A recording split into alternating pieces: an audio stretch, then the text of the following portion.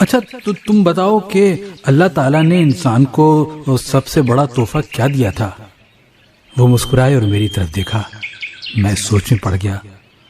وہ اس دوران میری طرف دیکھتے رہے۔ میں نے تھوڑی دیر سوچا اور عرض کیا، شعور۔ انہوں نے انکار میں سر ہلا دیا۔ میں نے عرض کیا، عقل۔ وہ فوراً بولے، شعور اور عقل دونوں ایک ہی چیزیں ہیں۔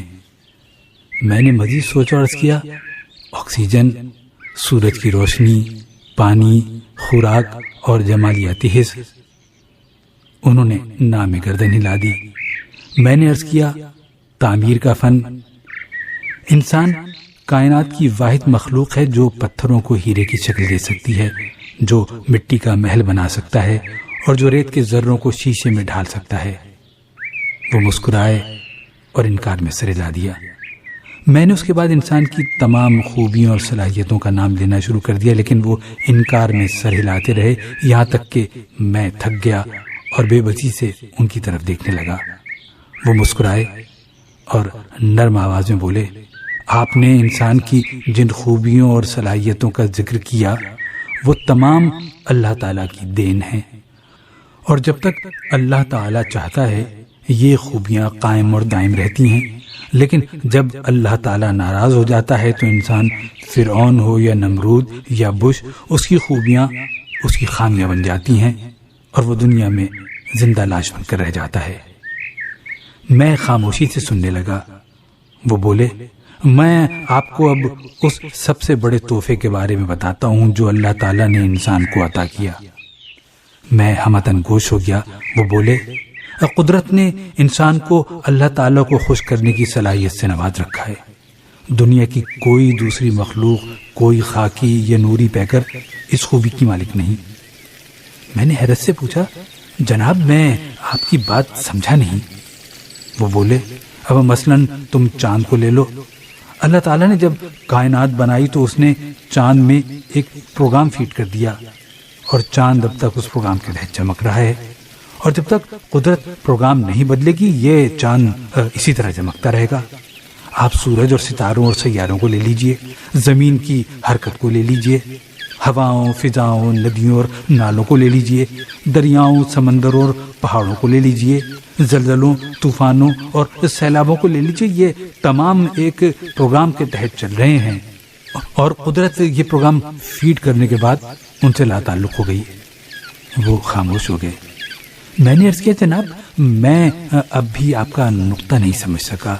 وہ بولے، دنیا کا کوئی پہاڑ، کوئی درخت، کوئی جانور، کوئی ستارہ اور کوئی سیارہ اللہ تعالیٰ کو خوش نہیں کر سکتا، لیکن انسان کو اللہ تعالیٰ نے اس خوبی سے نواز رکھا ہے کہ وہ اپنے رب کی خوشنودی حاصل کر سکتا ہے، وہ اسے راضی کر سکتا ہے۔ میں نے عرض کیا، جناب میں بھی تو یہی آپ سے پوچھ رہا ہوں۔ وہ مسکرائے اور بولے، لیکن اس نقطے کو سمجھنے کے لیے مجھے پیچھے تاریخ میں جانا پڑے گا۔ میں خاموشی سے سننے لگا۔ وہ بولے، آپ شیطان اور حضرت آدم کا واقعہ دیکھیے۔ اللہ تعالیٰ نے شیطان کو حکم دیا وہ انسان کو سجدہ کرے۔ شیطان نے حکم عدولی کی۔ اللہ تعالیٰ اس سے ناراض ہوئے اور اسے ہمیشہ ہمیشہ کے لیے راندہ درگاہ کر دیا۔ شیطان آسمانوں سے اترا اور کروڑوں سال سے زمین پر خوار ہو رہا ہے، جبکہ اس کے مقابلے میں اللہ تعالیٰ نے حضرت آدم کو گندم کا دانہ چکھنے سے منع فرمایا۔ حضرت آدم نے بھی اللہ تعالیٰ کے حکم کی خلاف ورزی کی۔ اللہ تعالیٰ ان سے بھی ناراض ہوئے اور انہیں بھی آسمان سے زمین پر بھیج دیا۔ لیکن حضرت آدم کے رویے اور شیطان کے رویے میں بڑا فرق تھا۔ وہ دم لینے کے لیے رکے اور دوبارہ گویا ہوئے۔ شیطان زمین پر آنے کے باوجود اپنی بات پر اڑا رہا، جبکہ حضرت آدم کو اپنی غلطی کا احساس ہوا اور وہ اللہ تعالیٰ سے توبہ کرنے لگے۔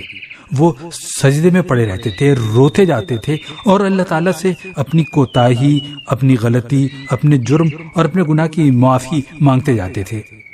حضرت آدم کی توبہ کا یہ سلسلہ اس وقت تک جاری رہا جب تک اللہ تعالیٰ نے ان کی توبہ قبول نہ کر لی اور مشیت ایزدی ان سے راضی نہ ہو گئی۔ وہ خاموش ہو گئے۔ ہمارے درمیان خاموشی کے بے شمار پل گزر گئے۔ جب یہ وقفہ طویل ہو گیا تو میں نے عرض کیا، جناب میں اب بھی آپ کی بات نہیں سمجھا۔ وہ مسکرائے اور نرم آواز میں بولے، ارے اللہ تعالیٰ کا انسان کے لیے سب سے بڑا انعام توبہ ہے۔ انسان اس انعام، اس تحفے کے ذریعے اللہ تعالیٰ کی ذات کو راضی کر سکتا ہے، اور وہ اللہ جو اپنے بندے کی کسی خطا، کسی جرم، کسی کوتاہی اور کسی گناہ سے ناراض ہوتا ہے، وہ اللہ تعالیٰ بندے کی توبہ مان جاتا ہے اور اس بندے پر اپنے رحم، اپنے کرم اور اپنی محبت کے دروازے کھول دیتا ہے، اور یوں انسان سکون میں چلا جاتا ہے۔ وہ رکے اور دوبارہ بولے، جب تک انسان کو اللہ کی محبت، کرم اور رحم نصیب نہیں ہوتا، اس وقت تک انسان سکون، آرام، چین، خوشی اور مسرت حاصل نہیں کر پاتا۔ خوشی، خوشحالی اور سکون اللہ کی رضامندی سے منسلک ہے، اور جو شخص، جو قوم اور جو طبقہ اللہ تعالیٰ کی رضامندی سے محروم ہو جاتا ہے، اس کا سکون، خوشی اور خوشحالی چھن جاتی ہے۔ چنانچہ جب بھی انسان کا رزق تنگ ہو جائے، اس کا دل مسرت اور خوشی سے خالی ہو جائے، وہ چین اور سکون سے محروم ہو جائے اور اسے زندگی میں ایک تپش، ڈپریشن اور ٹینشن کا احساس ہو، تو اسے چاہیے کہ وہ اللہ تعالیٰ کے حضور جھک جائے، وہ کثرت سے توبہ کرے اور وہ اللہ تعالیٰ کو راضی کرے۔ میں خاموش رہا۔ وہ بولے، یہ سکون کا ایک نسخہ ہے، سکون کا دوسرا نسخہ معافی ہے۔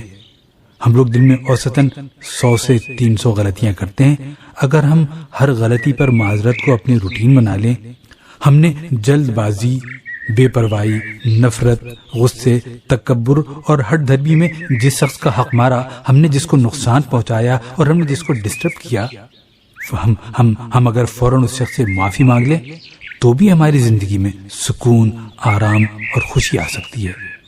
ہمیں معافی مانگنے میں کبھی کوتاہی نہیں برتنی چاہیے، کیونکہ معافی وہ چٹان ہے جس کے نیچے سکون، خوشی اور خوشحالی کے چشمے چھپے ہیں، اور جب تک ہم یہ چٹان نہیں سرکائیں گے، ہم خوشی، خوشحالی اور سکون کا ٹھنڈا پانی نہیں پی سکیں گے۔ وہ رکے اور دوبارہ بولے، یاد رکھو، دنیا میں صرف اور صرف شیطان توبہ اور معافی سے دور رہتا ہے، جبکہ اللہ کے بندے ان دونوں چیزوں کو اپنا روٹین بنا لیتے ہیں۔ ہٹ دھرمی، تکبر، ظلم، ضد، نفرت اور غصہ شیطان کی خامیاں ہیں، اور جن لوگوں کی ذات میں یہ ساری خامیاں اکٹھی ہو جاتی ہیں، تم کبھی ان کے منہ سے توبہ اور معافی کا لفظ نہیں سنو گے۔